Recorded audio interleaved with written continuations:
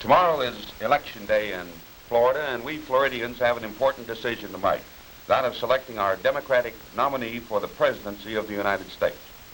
In my opinion, Adlai Stevenson is the best qualified man to be selected by us as our Democratic nominee for that important position. I have here with us this evening my good friend and your good friend, Donnie Purcell, our congressman from the 4th Congressional District. And I think it's important when we're voting for someone for such an important position to ask the people who work with him what they think about our Democratic nominee, Adlai Stevenson. Donnie Purcell, you've worked in Washington with Governor Stevenson, and I know you've been acquainted with him. What is your reaction and that of the other people in Washington to the experience and background and qualifications of Governor Stevenson? Bill, I think it's just good business and common sense that when people are hiring a man for any job, that they inquire of those who have worked with him as to what kind of man he is and what about his ability and can he do the job. I think it's significant, particularly in the case of the presidency of the United States, that we find that 16 senators of the United States have endorsed Adlai Stevenson. Many United States congressmen, 15 governors, both from states in the North and the South, are openly supporting Adlai Stevenson. Here in Florida, we have 6 of our 7 Democratic congressmen who are supporting Mr. Stevenson. I am voluntarily supporting him because I feel he's the best man to do the job, eminently qualified to be President of the United States. I think probably most of us, Donnie, are familiar with Governor Stevenson's wonderful background and his marvelous experience. But Governor, I'd like to introduce you. I think probably you could introduce me to all the people of Florida from the campaigning you've done down here for the past several weeks. But I'd like you to tell the people of Florida your experience and your qualifications to be President of the United States. Well, I'm overcome with embarrassment about all these nice things that you're saying. And as far as my background and experience is concerned, I was raised in an agricultural community in central Illinois. I've operated a farm of my own for many years. My father was in that business. And I've been a practicing lawyer most of my life in Chicago in a large firm, with the usual experience, I suppose, of most city lawyers. But I've also had a considerable experience in government. I served in the Department of Agriculture in the Great Depression. I served all the way through the last war as assistant to the Secretary of the Navy and saw the war on many of the combat fronts. I also did a couple of years in diplomacy in the peacemaking period immediately after the war, in the United Nations and in the State Department, both in this country and abroad.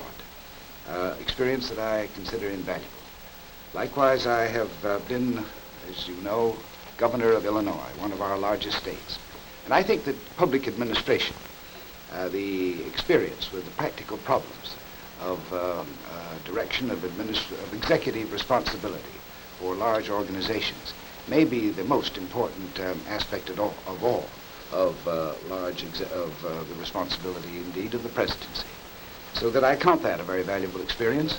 And you can't be governor of Illinois without having necessarily to participate very actively in our political life. Governor, I'm always amazed when I read your record as governor of Illinois, and having served in Congress myself, amazed on how you accomplished such a wonderful record of increasing the appropriations for the public schools, of putting the state police on a merit system, of increasing appropriations for your state's mental institutions, and cleaning up a corrupt state government, all in 4 years and all without increasing taxes. Well, I'm proud of it, too.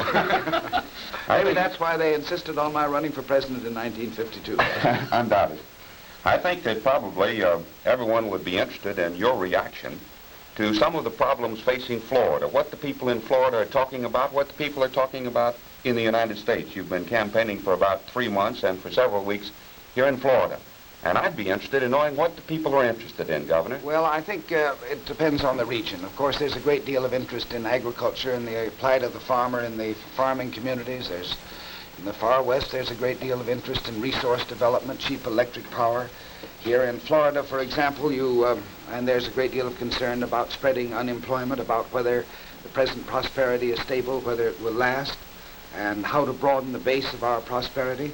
Here in Florida, you encounter a great many issues, that some of which are local, some of which are national in character. The same concerns that I've mentioned. And in addition to those, the problem of water, of flood control in southern Florida particularly. the problem of desegregation of the schools, the problem of the great industrial growth of the state. It creates many problems. This marvelous growth in which Governor Collins has taken such a great and distinguished initiative. And then there's the problem of the fruit fly, the penny-wise, pound-foolish attitude of the administration in cutting down the number of inspectors, which may have made this visitation of this dread pest possible again. So there it is. I think there are a variety of issues of all kinds, and some of them regional, some of them national. Well, Governor, do you think that these economic problems are really the ones which are most serious confronting the people of Florida and the people of the United States? No, I suppose the overall, if this is what you mean, Donnie, I suppose the overall concern is the state of the world, war and peace. The feeling, I believe, that's growing all the time is the uncertainties multiply, that the Soviet and the communist world is overtaking us in the Cold War, that it's caught up with us militarily, perhaps succeeded us in some lines, that it's now challenging us in the economic and the political field, and that we may well be falling behind. A grave misgiving about the conduct of American foreign policy in the past few years, I think, may be one of the underlying anxieties of these times. Florida is a great state, Governor, and it's particularly a wonderful haven for our elder citizens. And your opponent has been making some wild charges during this campaign about your record as Governor of Illinois and what you did for the protection of our elder citizens.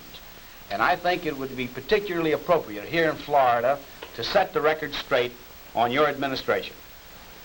I'm sorry, Donnie, that Senator Kefauver has seen fit to distort my record while Governor of Illinois.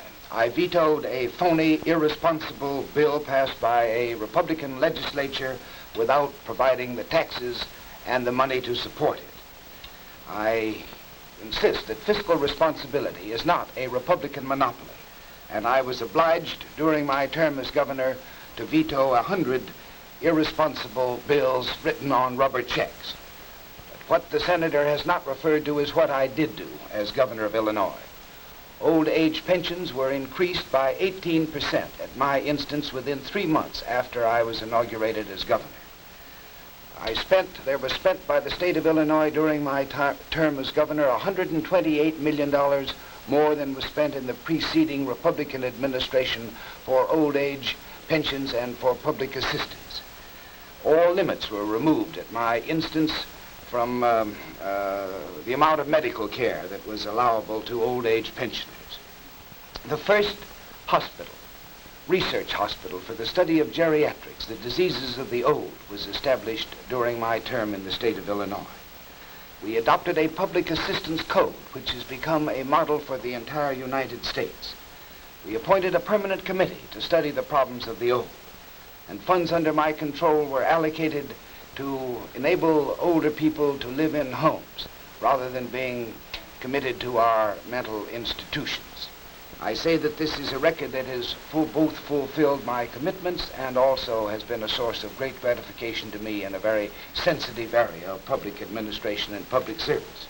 I will not play politics with the lives, the hopes of people, let alone our older people. Governor, it's been a real sincere pleasure to join with you here this evening in this discussion of your record and to discuss your qualifications to be president of these United States. It's been a real pleasure for me to support you, and after tonight I'm even more enthusiastic about supporting you because it proves once again that at all times, at any place, you'll always talk sense to the American people.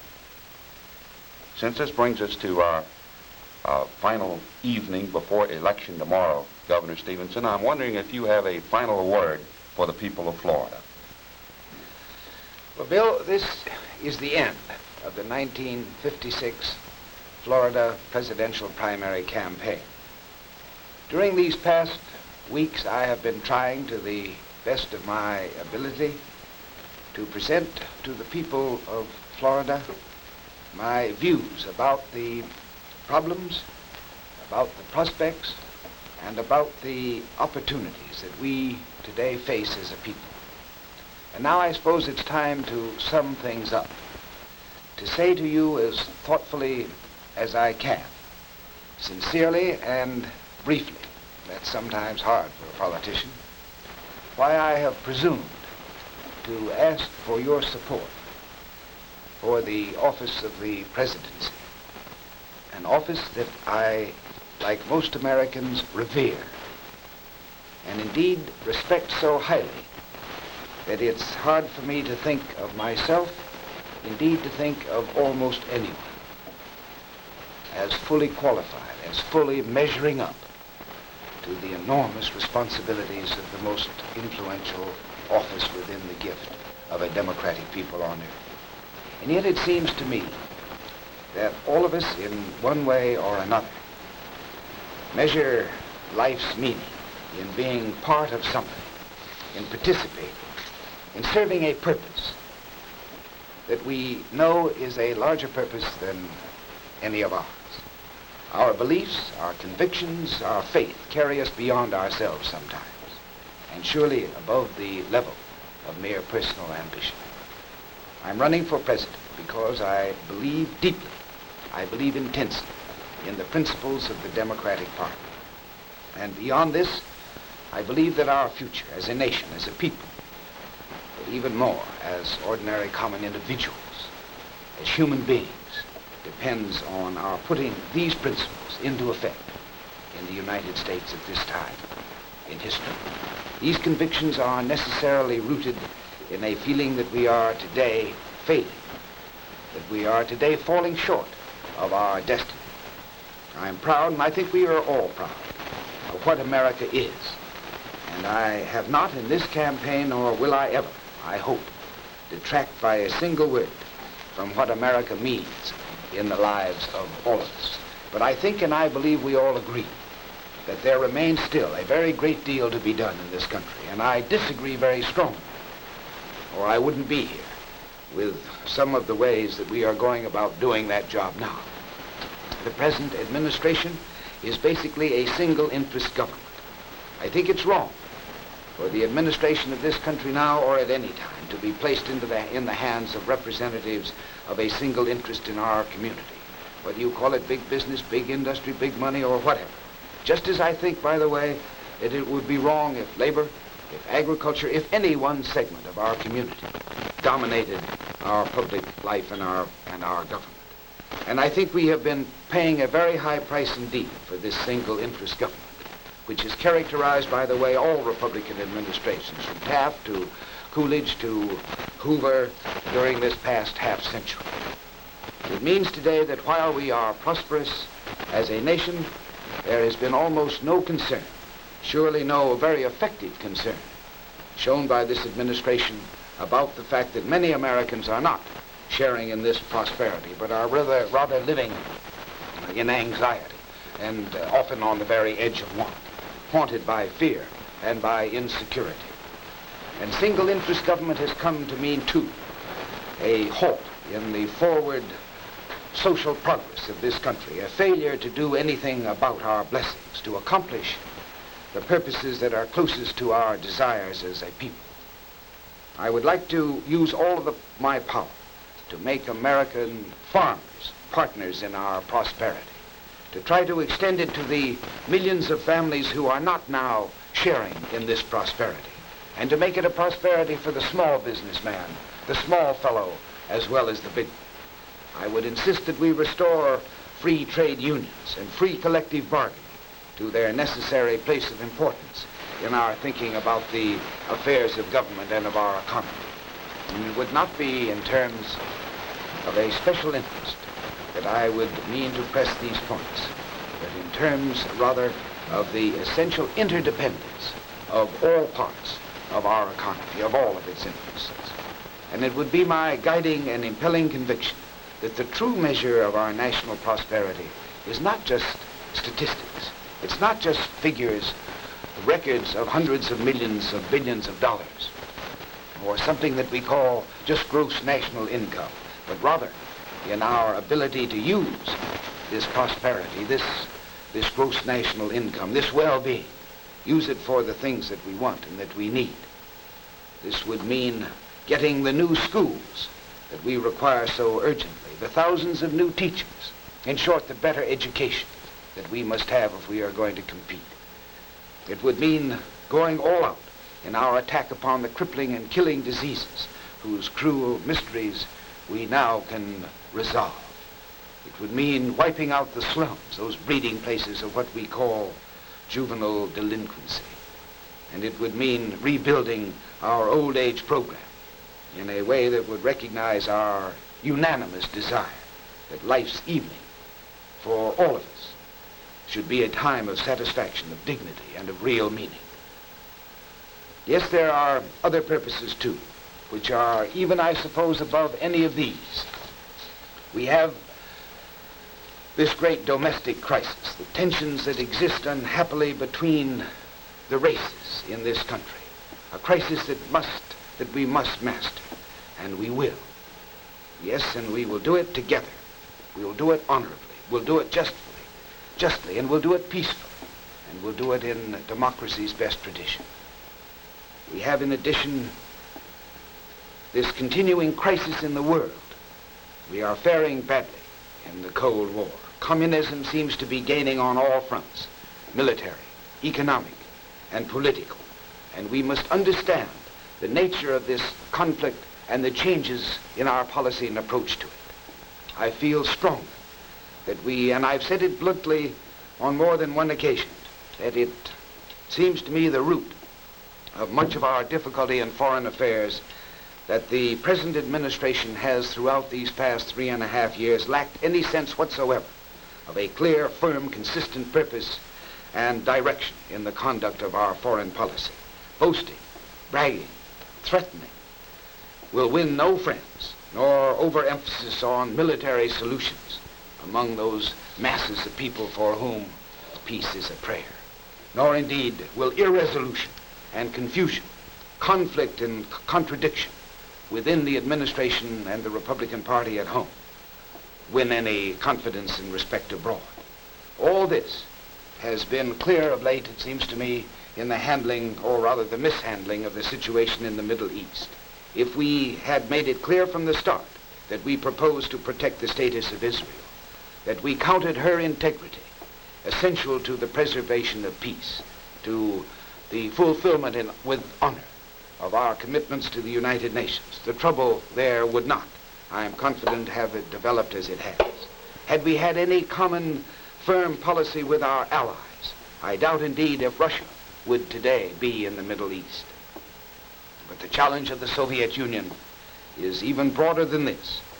And this cold struggle between tyranny and freedom goes on today across a front as wide as the world, in dimensions that are no longer just military, no longer just subversive, but are also economic and political.